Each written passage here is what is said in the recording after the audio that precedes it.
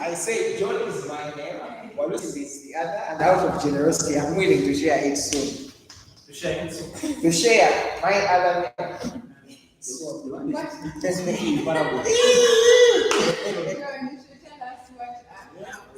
You have the other next office. Don't go in the corners. yeah, I serve in more, but I also serve in community itself. I'm glad and happy to be here. Thank you. Okay. My name is John. I serve in the Swap Leadership Committee as treasurer. So you guys are safe. Yeah. Yeah. Emma? Okay, good afternoon. My name is Emmanuel from Wadulo. I don't know what else was needed. I do fellowship with St. Francis Chapel, Makerere University, and I stay in Chile. Okay. Are we live? Yes, we are. Okay. All right. How many do we have on there? Just a minute. As you're doing that, let us change the setup, please. There's only three of us, and we are all. So I think let's just have it. Okay.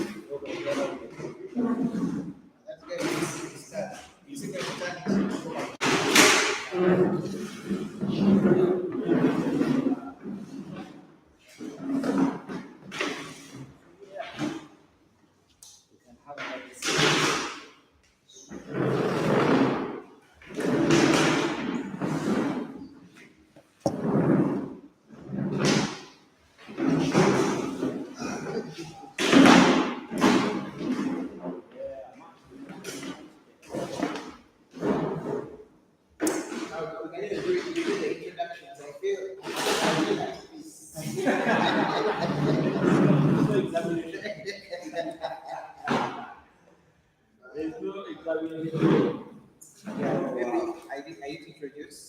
I have my friend Selina is also present. You're saying that. Okay. Please just say it. Yes, Papa. So I didn't do this chat. She said she has in children's She chat. serves the children's church, but in myself. Yes. We do life together. Hey, how do we? What we? Because we're going to have a discussion. Then you put it here.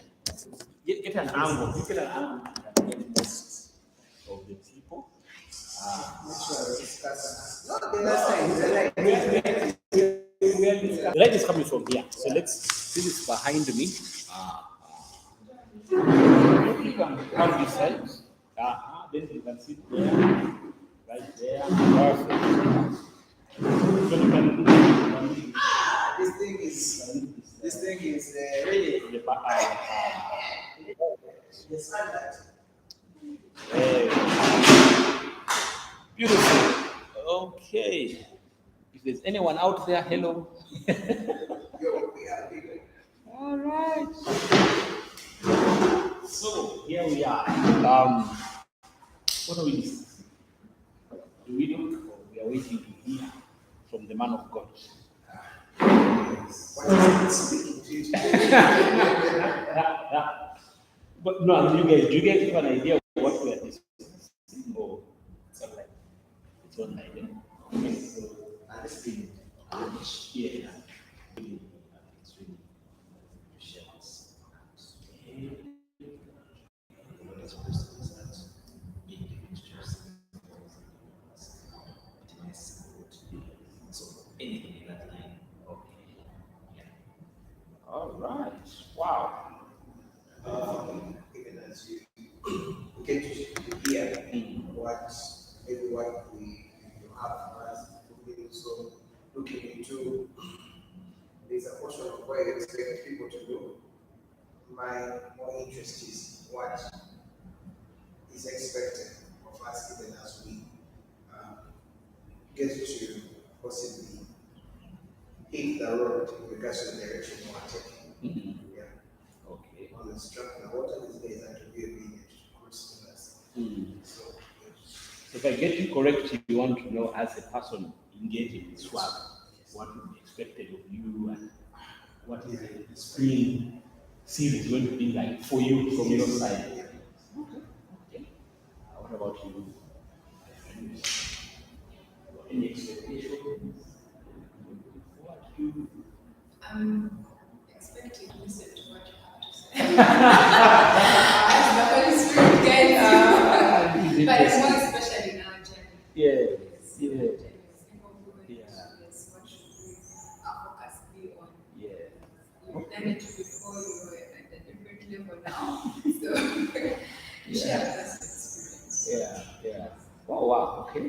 All right. Any expectations, my brother? Yes, I do, but most have been said, not all of them. Okay. But of course, add what have been mentioned is those things that you would recommend someone to do a single person to do that you may understand, that you probably regret that I wish I did that this when I was doing a single person. Right? Some of these things, if you can use them out, that would be great. Wow. All right. Emmanuel, right? Beautiful. I think I was begin by saying, hopefully by the end of the whole spring season, we can hit on those issues. Not just from my experience, but everyone else's experience with interacting, so that you guys can hear what are some of those areas which we missed out in. And yeah, you can pick it up and have a better experience using those things. So in terms of expectations as swap, I'll leave that to John, your namesake. You will go into the detail, the program and how long, what you guys, the expectation of you guys, and how you perform. So for today, just hearing what you guys are thinking and also what I was thinking, I think it's a question of perspective. It should be a question of perspective. I know there's a thing that you have to single. Those guys are married. And it's a different one for sure, yet it's the same one still. And what do I mean? What I mean is, for example, if I take John to see, if you were to marry tomorrow, you'd still be the same person. Amen. Let's do an example. You'd still be the same. John, you see that. And now that causes us to think. It causes us to ask ourselves, am I ready to be married? Or, in put it another way, am I ready for the next season in my life? Whatever that season may be. You see that? In the season that I am in now, am I maximizing that season? Because sometimes, if we're not careful, we look forward to seasons just for the sake of change. Now I'm single, I'm looking forward to being married. So what are you doing in between? Are you just waiting for the season to change? Or are you doing stuff to prepare you for the next season? That kind of a mindset. It's like a farmer. A farmer during the dry season is not just waiting for rain. No. Yes, he's waiting for rain, but there are things he does in preparation for the rain. They have a way to begin the season, and they know, okay, rainy season is supposed to begin end of January, beginning of February. So let me prepare the land. Let me do these things. So when the rain comes, it finds me ready. He's not waiting. Hallelujah. Welcome. Yes. So, that's right.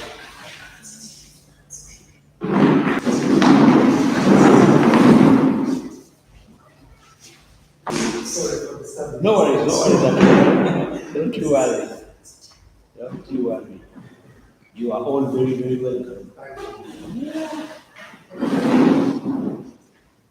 So you look forward to the next season as you prepare for that. That's why I like the example of the farmer. He's looking for the rains, but before those rains come, he's prepared.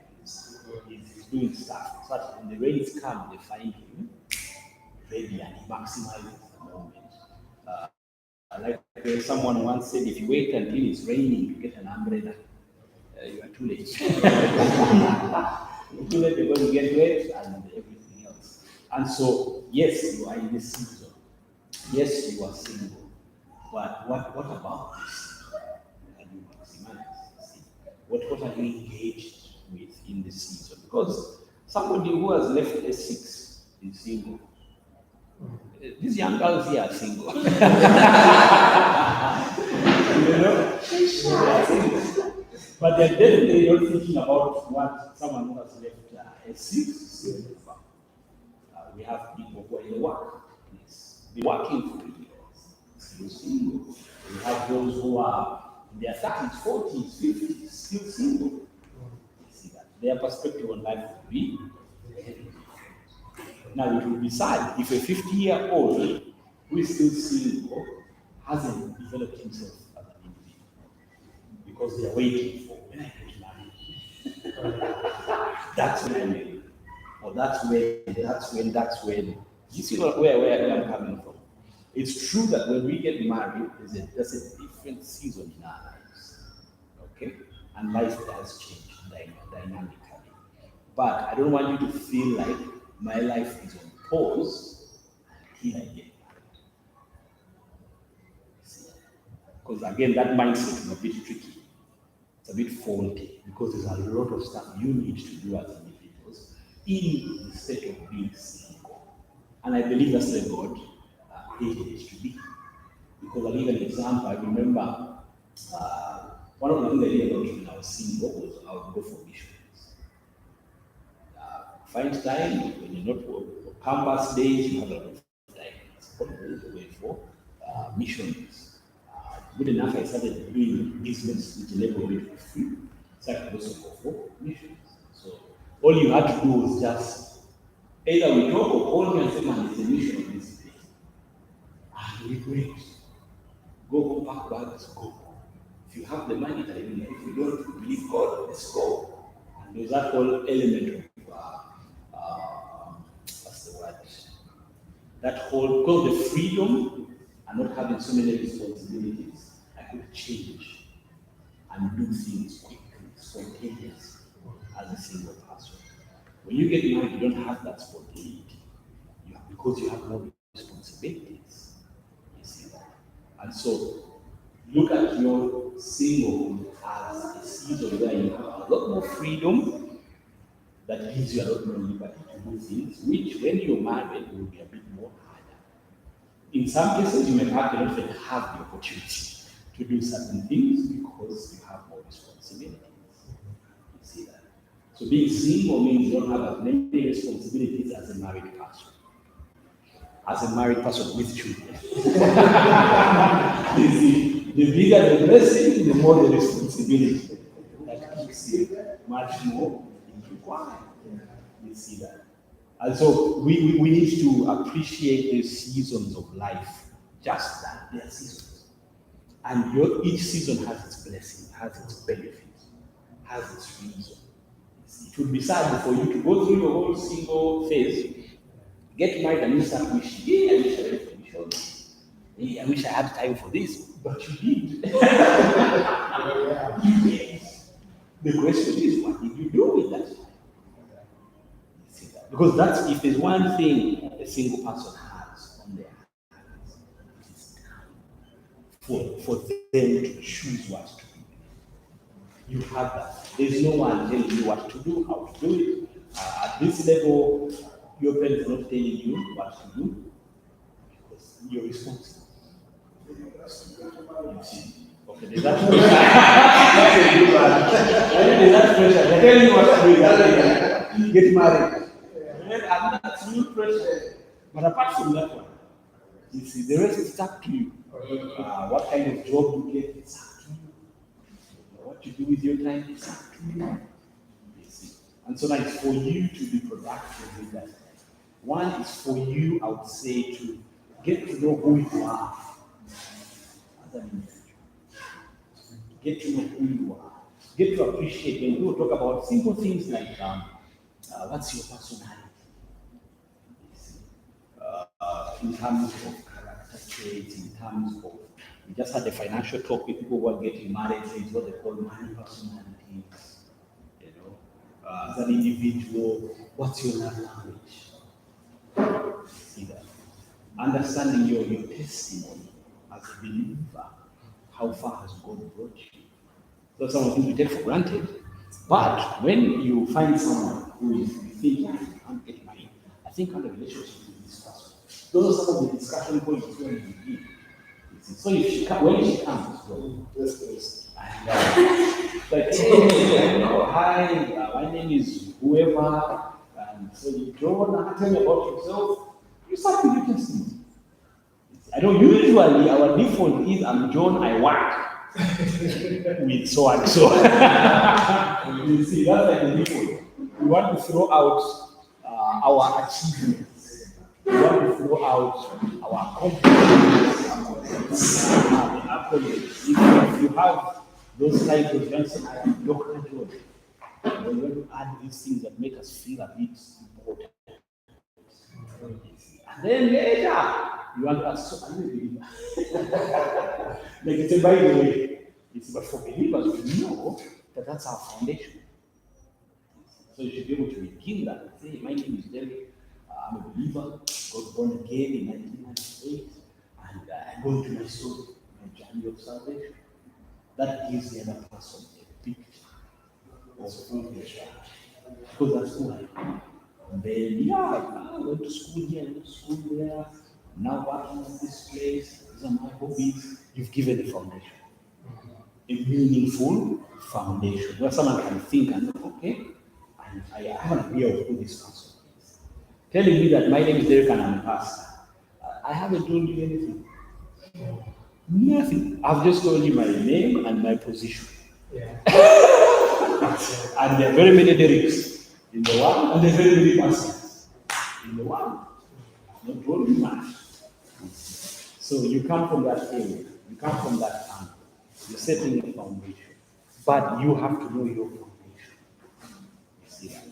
When it comes to appreciating your testimony, you also appreciate, in terms of your salvation story, as an individual, what are your weaknesses? You see that? Because you see, someone said, and I like it, the devil is not creative. He's going to come at you the same old way. So your areas of weakness in your heart are the same area he's going to come. Now, as a believer, that's for you to know. That's for you to understand. That's for you to secure. You see that? It's for you to secure. And when you get into a relationship with someone, those are some of the areas you get to share. You get to, this is who I am. This is a friend. This is someone who can stand with me in prayer. This is someone who we have a meaningful relationship. Then you're able to go into details of your life. You see? And I would like to actually encourage us to think of meaningful relationships general, not exclusive. You see, just because you're single doesn't mean that the relationship you're going to get involved in must be towards marriage. We're dating. Single. So it means, do you want to get married? Let's have meaningful relationships with guys, with ladies. And I think that's also the beauty of this environment, swap, because you're able to get to know people, get to have meaningful relationships without the pressure of, are you going to marry me? Or are you interested in me for marriage? That shouldn't be on your radar. You see, because that causes like unconscious pressure. Suddenly we are on performance. So do I matter? Am I good enough? Am I husband material? Am I wife material? And we get into relationships and things just go bad. And instead of having meaningful relationships, this one had a boyfriend, they broke up. This one had a girlfriend, they broke up. At the end of the day, so many breakups. Why? What's the pressure? What's the rush? Be friends. Have lots of friends. Have lots of meaningful relationships. Then out of that pool, because you have meaningful relationships, you're able to step back and think, wow, okay, I think if anything were to happen with her days of a relationship. You're not waking up and thinking, pinky picky pong, see, let me just have no. It doesn't work like that. You see. You have to have meaningful relationships with many friends, and then something begins to develop in that direction. And then that's when you think, okay, maybe I want to go down that road with this person because I already know them. They're not a complete stranger. So, my brother Emmanuel, you asked what was one of those things. I think for me to be that, have meaningful relationships. Okay? Have responsible relationships. Get to know people. Get to understand people. Let them also get to know you and get into your world. Just that alone will improve you. Bible talks about how iron sharpens iron, and one person sharpens the other. Now, those meaningful relationships, there are things which will be dealt with before you even get into the whole romantic idea. Yes. You'll be able to have friends who are like, no, don't behave like that. No girl will take you serious. Even if she's the one you are hoping saying that. you have that duty when you have those meaningful relationships where we are rubbing off of each other, we are making each other better because there is no pressure. Yeah. I'm not worried that he beat me or she beat me. We are all being guys, we are being ladies. We are having that ability to thrive. Yes, you grew up in a community. That's what used to happen in the olden days. You all grew up in the same village. You grew up seeing each other. You knew each other's behaviors. You had your small crashes on each other. Smile, and kept it to yourself. But until finally, people notice also, like, Joe, you over smiling at that girl, and before you know it, of course, talk to the people and things are happening. That was the conventional way in that time. Times have changed. We've been so focused on education to the point where it's almost like we're almost not human. Either one, we're going to school, girls' school, boys' school, so we provided you already, and even then the focus is education. And you make you think like, think about a boy, trouble. Think about a girl, no, focus. You need to be focused. You need to get your grades right. Before you get the grades, if you have a boyfriend, girlfriend, you think, it's like bad, she's a crazy girl. And we have all these cliche things attached. So unconsciously, we create a mindset that makes you think relating is not a good thing. Relating is not a safe thing. You see that? Now, that's why when we finish S6, we finish campus, people struggle. Because suddenly the thing you are being told, forget about it, don't think about it. If you do it, you're doing something wrong. Now we are saying catch violence. How? What happened? How does this do? You find biology also has kicked in. Because while you're at school, while you're at campus university, you can't switch off emotions. If we are all honest with ourselves, the ages may vary as to when it happened, but we have all had crushes on people. We've all had those moments where either she passed or he passed, and man, you discovered you have butterflies in your stomach. You don't know who put them there, but you're like, whoa, that guy or that girl, you see. And it's natural. We've been suppressing it. Now we are adults. Now we finish some level of education, but we don't know what to do. We don't know how to engage. And so I believe that's where swap comes into play.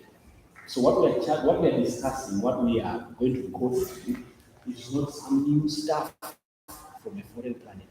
And it's just simple etiquette. How do we relate? How do we get to know each other? You know, what are some of the things we need to do to prepare ourselves? Schools gives you knowledge. And the higher you go in school, the more specific that knowledge gets for your field of interest. But it doesn't give you relational knowledge. You see, and that's the challenge. That's the ball that we dropped as a society. And so, yes, for part of SWAP, first things first, relax. This is not a dating agency. Okay? So, you don't want you to be here under pressure, thinking that they've bunched us together. What are my options? In the room. Oh, you remember us? I don't speak papers and no, that's not the pressure. Okay? That pressure is not there. And if you had any of those fears, please just put them aside. Okay? If you happen to find someone and you guys want to fall in love, hallelujah. We thank God. But the point is not that. We don't want you to be here and now you're also under pressure. Thinking, by the time we finish spring break, I need to walk away with someone. No, that's not the game. The goal is for us, first of all, to get the right mindset.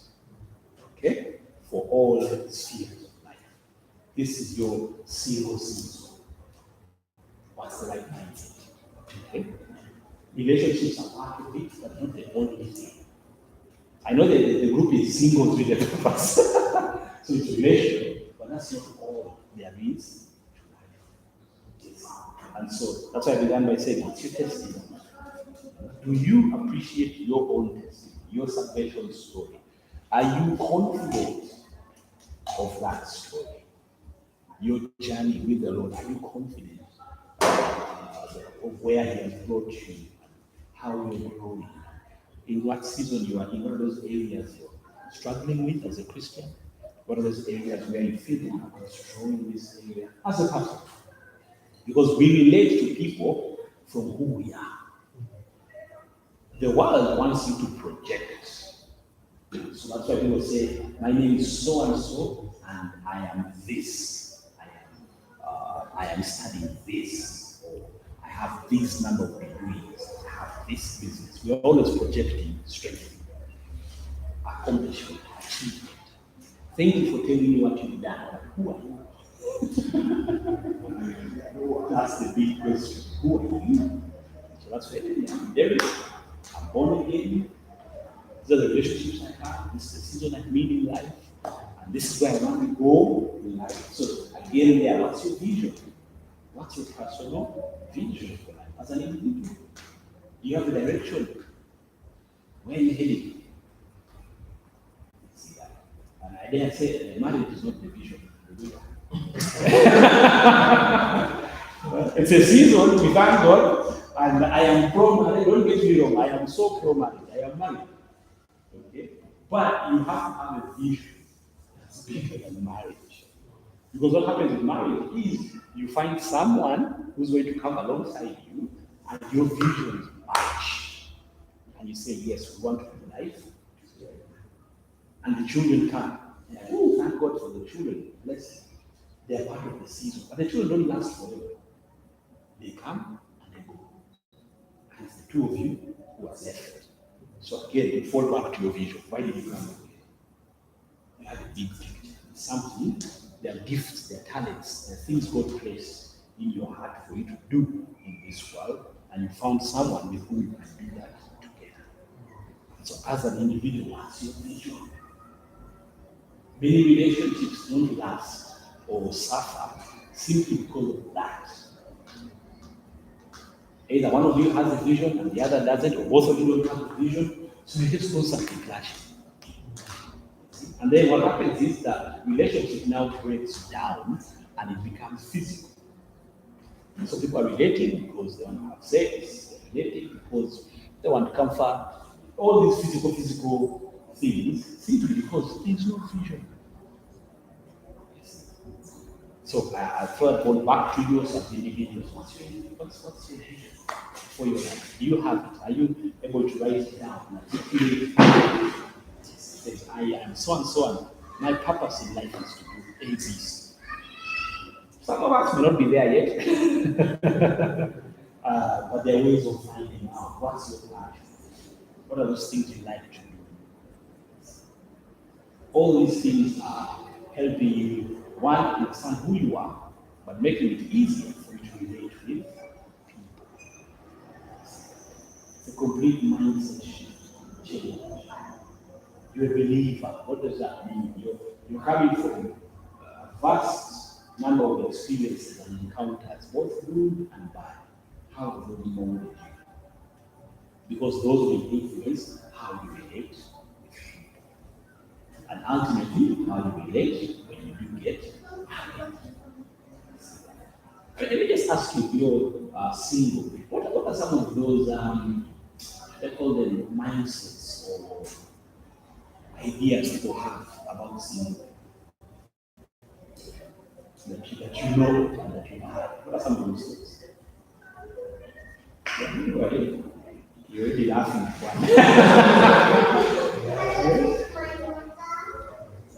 This one I need to so want to tell the most of the time. Okay, we can. Like most of the times the single about disorganized. Single people are disorganized. Yeah. Really? Like they have someone to make them all that. And then finally it's a bit organized. It's something that is like quite a bit disorganized. What's so what's some of the mindsets that's out there? Single people are disorganized. So of course the implication of that is if you're not single, you're organized. But I'm not sure if that's true also. Okay, you had your hand up. Yeah, single people don't have things to do with them. Is it true? No. What else? Some say that they are not responsible. They are not responsible. They look at someone who is married as being more responsible than a single person. So until you're married, you're not considered a responsible person in society. Is that true? Well, are you responsible? Any other? What are those? Some people are saying single because they don't have like relationships. That's true. You're single because you don't know how to make right. Is that true? Only you think so. Everyone else was quiet. You know, there are other many mindsets. Yeah. Talking about the church of Zia. Uh-huh. But I think that those single, it's time to have fun in a reckless way. Yeah, have you noticed that? And no accountability. When you're single, it's time to have accountability, live a reckless fun life, all those mindsets out there. And when you're single, you can have as many men and women as you want. All these things are out there. In your office, don't you get? Exactly. That's what we're being bombarded with. Yeah. So the ideas. You fear responsibility. You're single because you fear responsibility. All right. Also to add, Yes. maybe you would say that you are never a complicated person, you had passengers like this.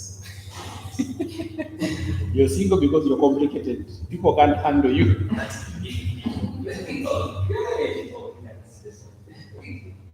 Picky.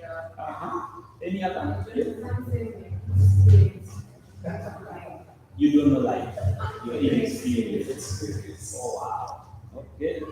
Inexperienced, don't know life. Any other before we jump in more? I think for everyone just a wrong judge. You're single, you need to some.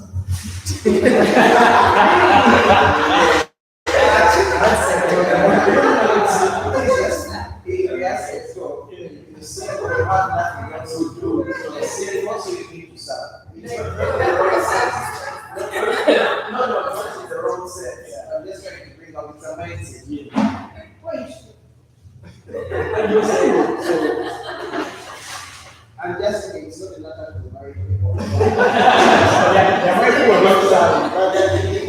more like, okay, we're once marriage in an aspect it's a ministry, that's true. But then most of the individuals are mindset to think that a single individual might not have any other thing that they are to do, so all of them is to do this. But we did, irrespective of where you are at, serving examples because it's what we have to do because we are children in the kingdom. So it's just a mindset I want to do. It sounds very true, but then it's just looking at the one side and not the other. I hope it makes sense. Yeah. Wow, I like that. So how do you handle? How do you deal with this mindset? Because you're hearing them, you're thinking them, they are having an impact. Yeah. Praise God. Mine is just very easy. I've learned one thing. Above all else, guide your heart. Lord, like, people are free to speak, whatever they want to. Even myself, I might think of what is not true, but what I need to do is to continue to find my identity or purpose in the world. So it's not about what others think or even what I think about myself, but to challenge myself to be in accordance to what God who has created is speaking about. Wow. I think one thing that I do is all those mindsets or stereotypes. You don't deny it again, or from technical. Okay. Yeah, so because of that, You have them off. They are inconsequential, so you don't allow them to move you. All right, all right. Let's see from the ladies. How do you handle when you either say them or you think to them? Sometimes, when for me, I have what things to do with my single life. So basically, people see me and exactly. Yeah. Yeah. All right. So you know them, and also yes, you live your life. Make sure you have your meaningful experience. Okay. Yes. When I ask them how am I going to deal with what I haven't experienced or what I haven't been responsible for, then I ask the questions, how do I going to do it? Yeah. Then you get to hear all the different kinds of ways where I could be better, or ways that I've already done within life. Yes.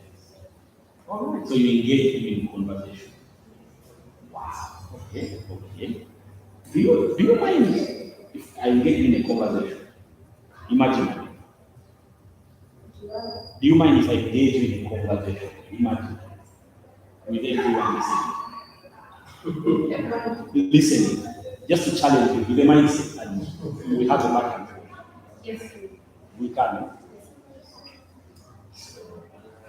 So spontaneous. I'm spontaneous. So let's assume you are you working what's your state in life currently?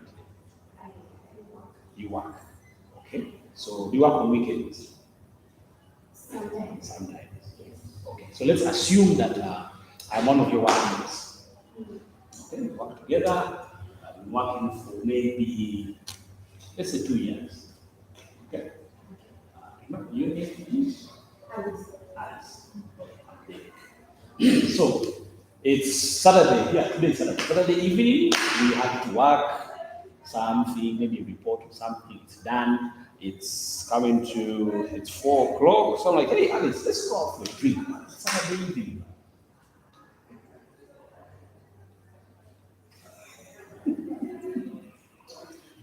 What's up? No, you're overthinking. It's just a drink.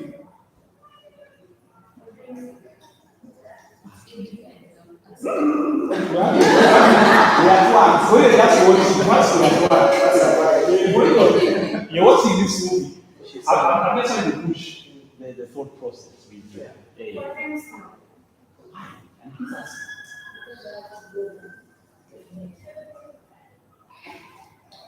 No, you're like, it's just drink. Let's make it go. Drink at this house. Yeah, then I can buy you some water. Just want to chat with you, hang out. I mean, we've been working the whole day. I know you're tired.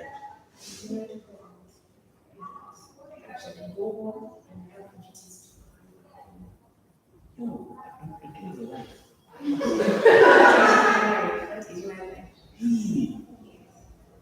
No.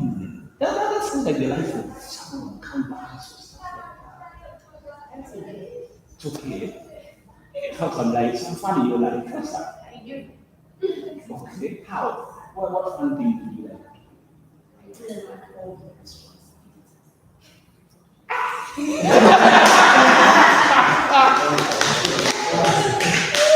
Yeah, just give up. Exactly. I'm like, okay, you go.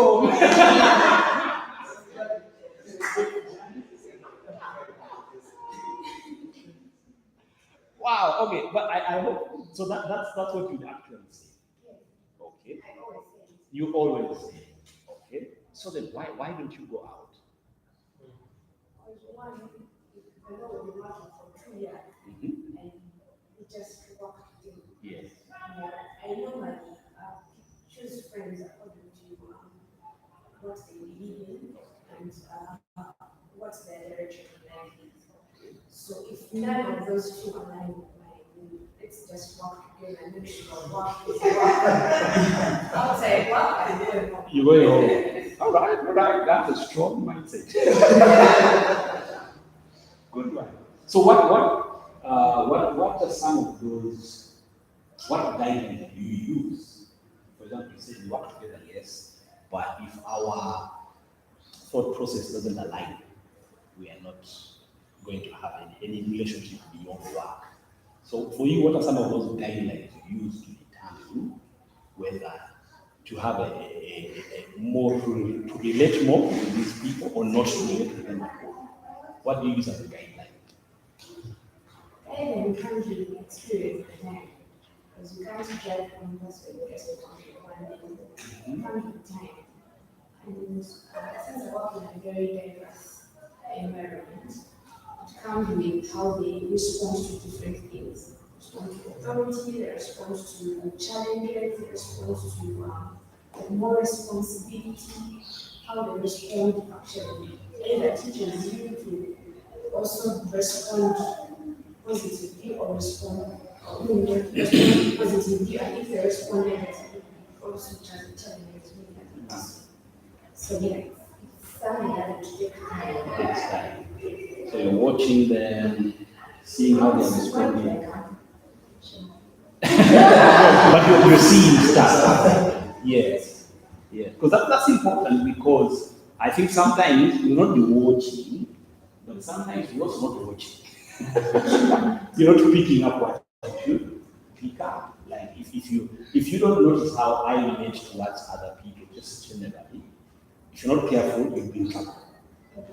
Yeah, it's not blind at all. But that whole aspect. So as we talked about earlier, the whole aspect of having meaningful relationships with people, that's one of the things. You're just observing the way people behave in their mental state. And when they think no one is watching. Because everyone is watching all the time. You just don't know it. So that helps you, and I like that, to know people. Because the way I respond to anyone is the way I will respond to everyone. Sometimes we fall into that trap of thinking that when we are being specific with someone, that's the way they behave. No, we behave the way we behave. So if I am careless, or if I am rude, or if I am laissez-faire with everyone, then suddenly I'm very, composed, deliberate with you. That's not for you to get excited. Generally speaking, you see, it's like a very concern because you're like, why are you acting different? Because I've noticed that's not you. So that's one of the things, observation. Let's watch people. Let's see how people respond, how people react in our ordinary day-to-day lives, because that tells us a little bit about who they are. It also reminds us that, hey, how am I responding? How am I behaving? How am I reacting? Again, the whole thing comes back to me.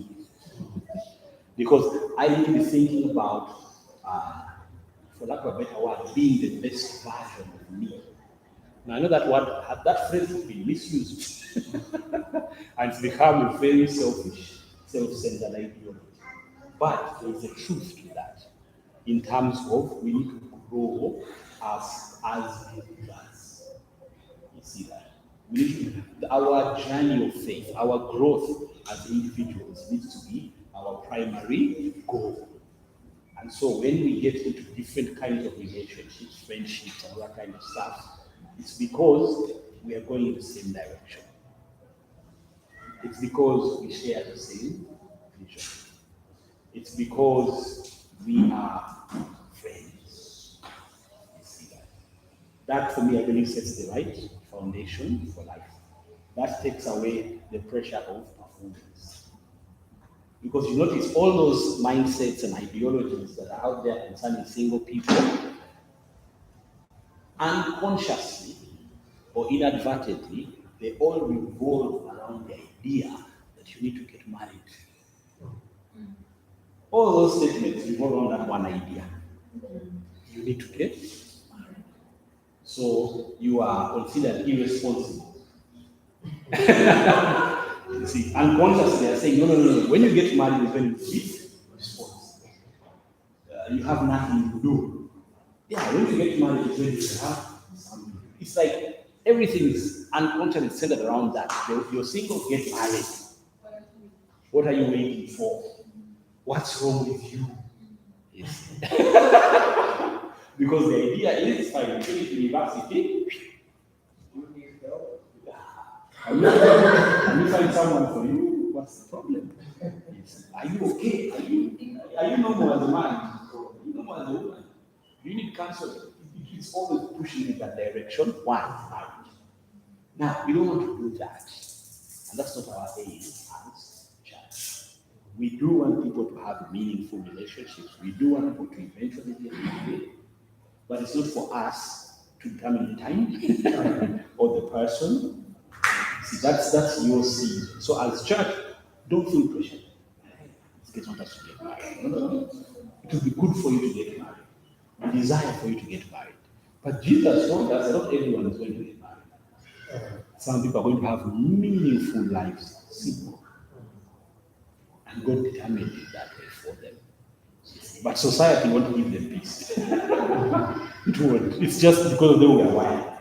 You find a 50-year-old man or 50-year-old woman who's not married, the first thing you're thinking is, what exactly? You're thinking something must have been wrong. I say, hey, you're 50. Why? Because we think that everyone must get married. Unfortunately, now in our society, for the ladies, from the time you leave campus, no matter how old you are, people are thinking, you're not married, okay? So who's your boyfriend? I don't have a boyfriend. Are you okay? Yes.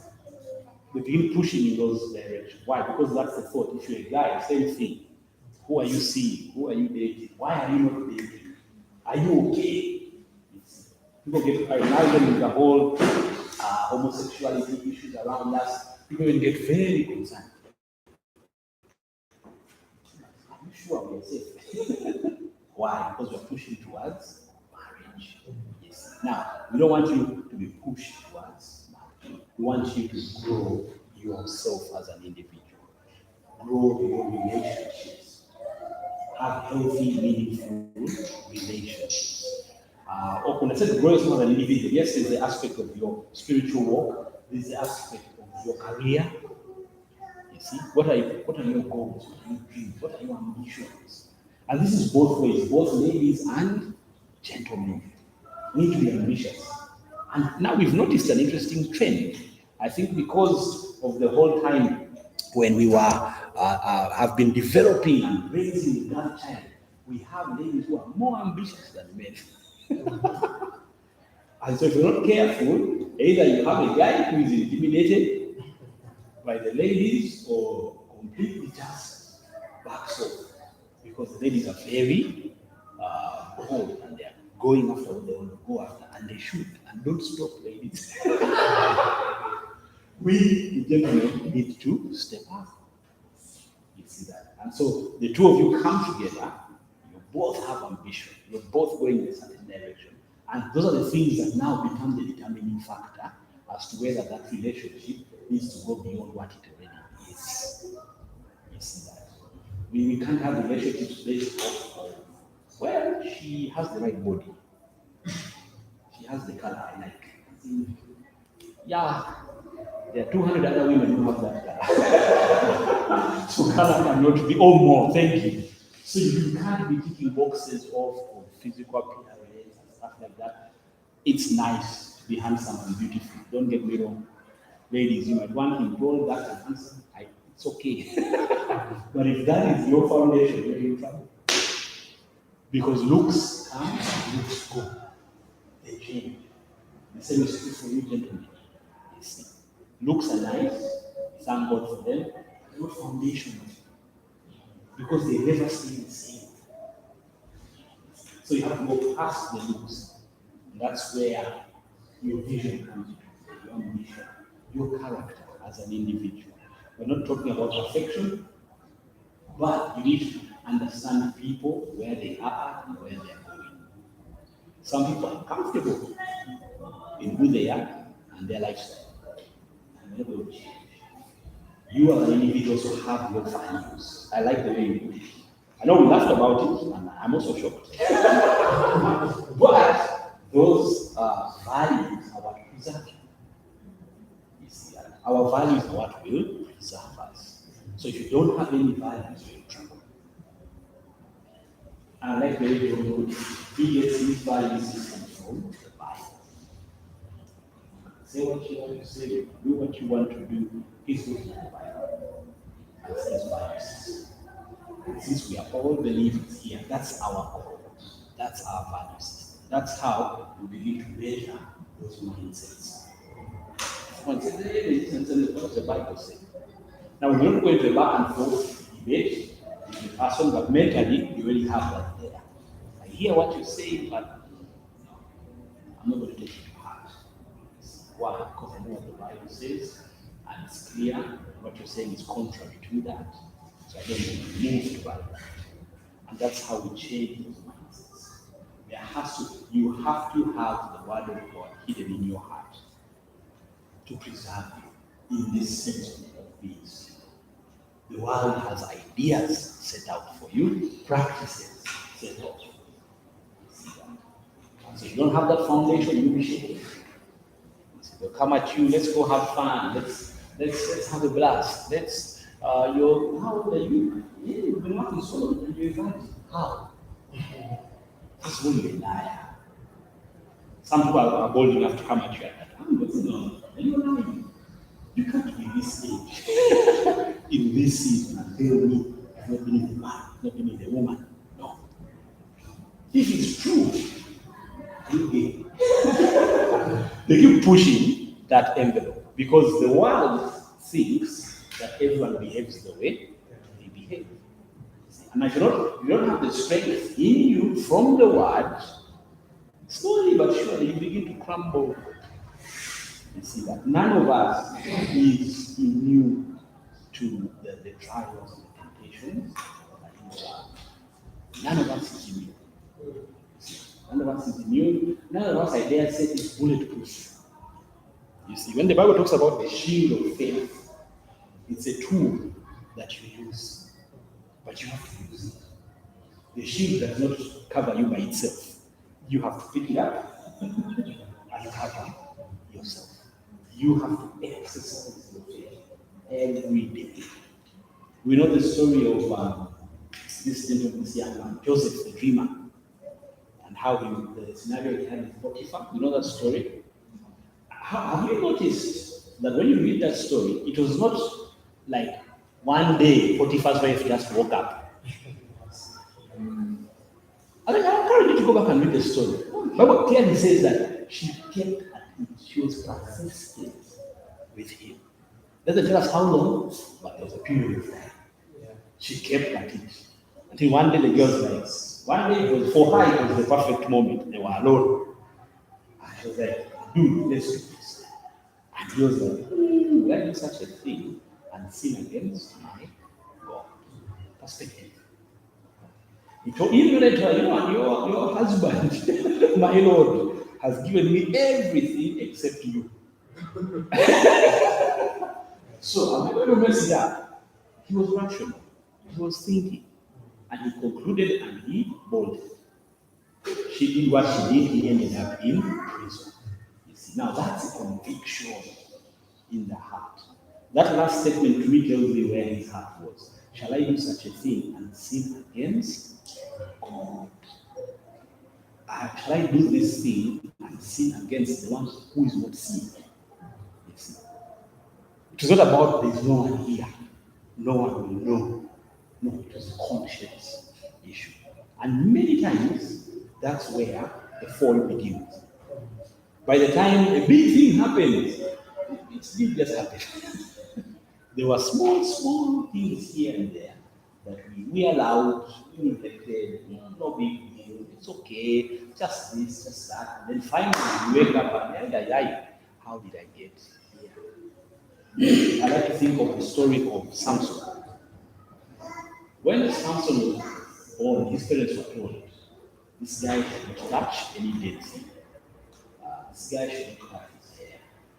This guy should not marry from any other tribe. There were clear instructions. When you read his story, before we get to the end where his hair is cut off and he loses his power, he had broken all the rules. And nothing had happened. He had broken the rules in what seemed to be normal day-to-day engagements. He ate honey from the carcass of the dead lion.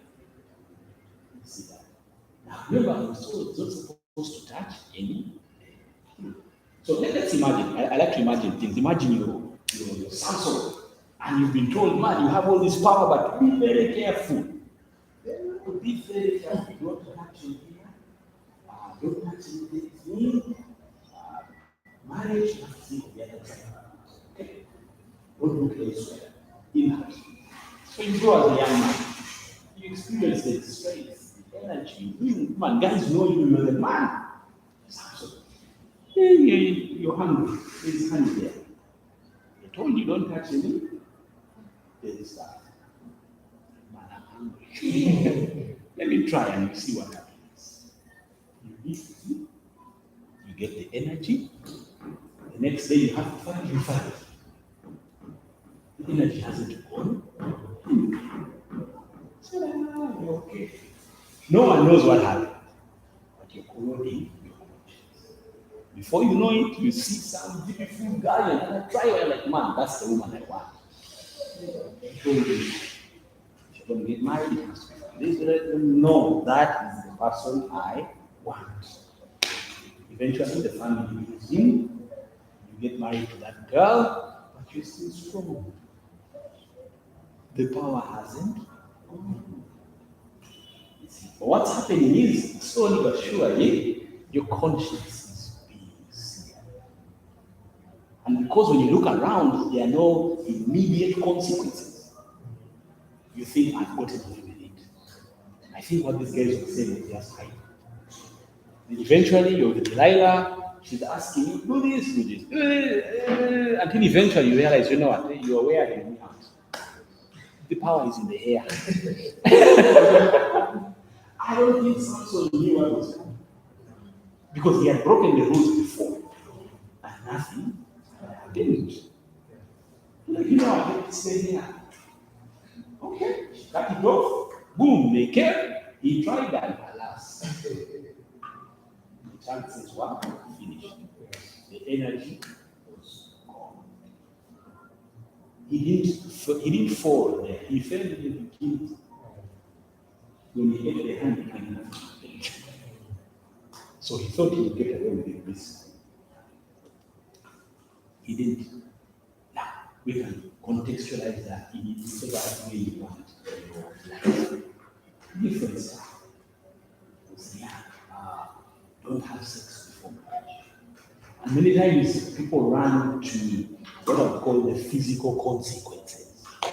Trying to scare you. Say, hey, it's still real. Still a killer.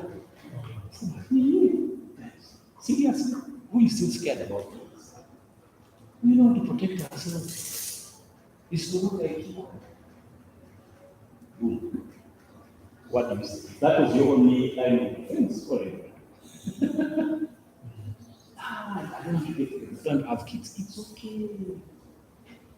We have birth control. What's the problem? Boom. What's your name? What are you thinking? What's your foundation? Because many times if our foundation is not on the word of God, it will not stand. Someone has a reason, someone has an answer for whatever question you will throw at them. That's not scripture. And it's up to you. And they persist. We have now even have some doctors who are, they don't have a biblical worldview. So you find the older, especially for the ladies, the older they get, and if they get some medical conditions and you have issues with fibroids, they blatantly tell you, what are you waiting for? I want to get married. Say, no, young lady, this is your health. Okay, you just get a kid. You'll get married to whoever you want to get married. But you get a child. Here are the results. This is what's going on. And you have that happen. Where because you are not steadfast in your convictions, you end up going down that road. And there are consequences. When God said that, hey, sex is something to be enjoyed in the confines of marriage, it was not just about the experience, but it was because there's a lot of stuff that comes with that. And you know, as you go along, you have some chats along that dimensions. So I'm just throwing that out at you. What are some of those things that you feel like this is my value system? And what is that value based on? It needs to be based on the word of God. That's the only sure foundation. That's the only security that you have. Because God will see you through. God will preserve. As a single man, I know that for a fact. You see, the only thing that preserved me was my convictions. Were there opportunities to go crazy? Yes. You see. Now, I think maybe because I got born again when I was 17. So by the time I got born again, I had a very rebellious childhood. So I had done quite a bit of stuff. Now someone gave me a very different perspective I had not seen before. And they're like, you know what, Pastor? People who get born again, if they're not careful, the temptation is you think you miss it. You see that? You think, man, for me, this thing, I don't know it, and is it really that bad? And there's a pressure that comes because you think, because you didn't experience something, maybe you missed out on something. And the one also grows you. And you say, you missed the stage. You missed the stage. And some of them have become very cunning. Like, God is a God of grace. Yeah, exactly. What you do with your body doesn't affect your spirit. So don't worry. Some guys who are not believers but chasing after believers will even get into an promise. And it is true, by the way. God will forgive you. It's true. It's true. Because that is the truth. When you sin and you ask for forgiveness, He will forgive you. So I'm not lying. But does it mean that because God will forgive me, I should go ahead and sin? Huh? I was not shaking your foundation. Because sometimes, again, as believers, we put certain barriers. Then when someone knocks that barrier, you realize, not as fun as I thought it was. And some people can challenge your belief system and challenge why do you say that? Who told you such people? Say, the Bible. Say, but where? You really don't know where. You've just grown up in church. I mean, just like a quick show. How many of you can give me a verse that says sex before marriage? I'm not going to ask which verse. Okay? I'm going to trust you when you say you can. How many can boldly right now put on the spot say, give me a verse that says sex before marriage? Hands up. Okay, so we have three of us. So the rest of us, we've grown up in church. Or we've had the religious talk. That's 6, 4, 3. And if you get that guy or that woman who is chasing after you and is persistent, you don't have the scripture. All you have right now is a nice idea. You see that? Now we can put that in any other thing out there. Going out, Alice, we're just going out for a drink. There's no sin in that. I'll buy you water. No, go that far. But they can persist. And if you don't have that, and I feel to me that's like a throwback. You must have scripture for what you believe. You must. It cannot be, I'm a Christian, so this is bad. Where is it written? That's the only foundation you have. What are the guidelines you're going to use when eventually you say, I think I want to marry this guy, I think I want to marry this guy. And you get in question. How are you going to set boundaries? Because that's when sometimes you find that the person who is a strong believer, let's say boyfriend, girlfriend, trouble. Because you see, let me make it practical, and then we need to go to service.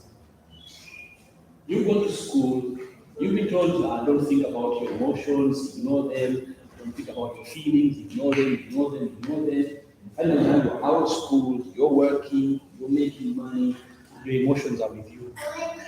And then this day, this girl or this guy shows up, and the butterflies come alive. Those ones, there's no formula. It's not there. It's just a natural thing. One day you will see someone and move. Wow. Now, if the foundation is not there, that's when it gets shaky. Because now you're not fighting again. You see, it's easy to fight against someone who's not interested. There's no challenge. There's no interest. But now, this guy or this woman comes and before they say anything, you're a soft target. And so everything they are saying, if you don't have the scripture backing, you begin to reason it out. And say, you start by saying, no, I don't believe that. But because the feelings are there, you keep hearing. And somehow they have a way of saying the right things. And so if the foundation is not there, it's strong. And suddenly now your emotions get the better. Your feelings, physical body feelings get the better. God created us like that. He created us with the emotions. He created us with the feelings. God created us with the desire to have sex. It's not the devil. No, it's not. You see. Alongside with that desire, it helps us to express, to exercise self-control. We are not animals. Where it's the season we are on heat. We go running. I'm sure we've all seen chicken. We're not like chickens that you have a feeling and then you chase. But if we don't, the only way we have that self-control is when we build up our spirit. And so throughout this course, everything you're going to be getting is going to be building on your spirit. Building on that strength. Making you a stronger individual. Such that when the storms of life come, and they come to all of us, they come to all of us. When those storms come, you'll be able to weather those storms because of the foundation of God's word. So what I want to leave with you today, as a believer, God's word needs to be your foundation. It needs to be your foundation. It can't be your friends, it can't be Your family, it can't be near the strong personality. Everything crumbles at one time, except the word of God. Let God's word define you. Let God's word strengthen you. Let God's word be your guardrail. Relational. You see. Allow God's word to work your word in you. You see that. Even with those, I know, and I say this because now it's something that has come to the forefront more, and people struggle with what they're quiet. And they try and deal with it, but they don't deal with it because they're not open about it. Even when it comes to same-sex attraction. Because now we're having more guys and more ladies coming up and saying, yes, I get what you say. But for me, I should attract to ladies. And she's a she. And she has a challenge. Or vice versa. I don't think not person. I hear what you're saying properly. But for me, I don't feel anything towards it. But I feel something towards guys. How do you know such a person? Back to the word. That's where we begin. What is God's definition?